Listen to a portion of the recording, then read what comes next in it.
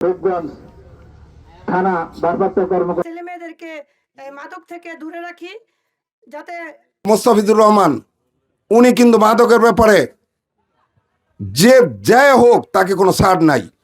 তা আমি আজকে ইউনু মহোদয় এবং ওসি সাহেবকে বলবো যে আপনি যে কোনো সহযোগিতা চান, আপনারা চনপাড়ার উদাহরণ দিলে চলবে না। আপনি বলবেন যে আমি ওই জায়গায় রেট দিব, প্রয়োজনে রাত 3টা বাজে আমি প্রশাসক এবং আমার সদস্যবৃন্দ রূপগঞ্জ ইউনিয়নের জনগণ নিয়ে আপনার পাশে দাঁড়াবো। আমি চাই এই রূপগঞ্জের মানুষের হক, রূপগঞ্জ ইউনিয়নের খাদেম হিসাবে আমি এবং আমার সদস্যবৃন্দ কাজ করতে চাই। আছেন তিনি এই মাদক নির্মূলে তার সহায়তা ছাড়া কিন্তু বর্তমানে যে আমাদের যে স্পিডটা গ্রো আপ হয়েছে তার সহায়তা ছাড়া কিন্তু এটা একেবারেই অসম্ভব ছিল। আসলে ওনার কাছ থেকে যে সহযোগিতা আমরা পাই এটা কিন্তু অকল্পনীয়। যেভাবে উনি মাদক ব্যবসায়ীদের জন্য প্রত্যেকটা বিষয়ে কিন্তু আসলে মামলায় করাই যায় না। ধরেন 1 পিস 2 পিস বা খুব স্বল্প মাদকের যে আইনটা আছে এই আইনটা এমনভাবে করা, আপনার এই 1-2 পিস ইয়াদে মামলা করা আমাদের জন্য খুব টাফ হয়ে যায়। তো উনি যে আমাদেরকে সহায়তার হাতটা বাড়িয়েছেন কখনোই উনি না করে না।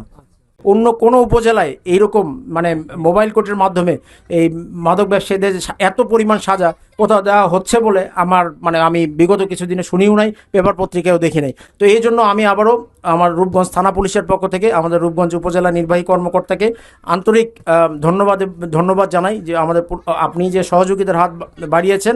যতদিনই আমরা এই এলাকায় চাকরি করব ততদিন আমরা এই এলাকায় মাদকমুক্ত করার জন্য কাজ করে যাব, যাতে পরবর্তীতে আমাদের পরবর্তী যারা আসবে তারা আমাদেরকে অনুসরণ করে এই পদক্ষেপটা এগিয়ে নিয়ে যেতে পারে। যে আমরা সমাবেশ করছি, সবাই মিলে আমরা বলছি যে আমরা মাদক গ্রহণ করব না, কিংবা যারা করে তাদেরকে সোশ্যালি আইসোলেট করে রাখবো, সামাজিকভাবে তাদেরকে বয়কট করব। এই মেসেজগুলো যারা মাদক সেবন করে কিংবা যারা ব্যবসা করে তাদের কানে তো পৌঁছায়, তারা একটু নিজেরা হিউমিলেট ফিল করে, নিজেদেরকে একটু ছোট ফিল করে, ছোট অনুভব করে। কিংবা আমাদের এই সমাবেশের মধ্যেও কেউ যদি মাদক গ্রহণকারী থেকে থাকে, সে মনে মনে চিন্তা করে সবাই মনে হয় আমাকে নিয়েই বলছে। অনেকে আপনারা বলেছেন না, তো সে চিন্তা করে হয়তো আমাকে নিয়েই সবাই বলছে। না, এগুলো আর করা যাবে না, তাহলে আমাদের পলিটিক্যাল কেরিয়ার নষ্ট হবে, সামাজিকভাবে আমরা অসম্মানিত বোধ করব।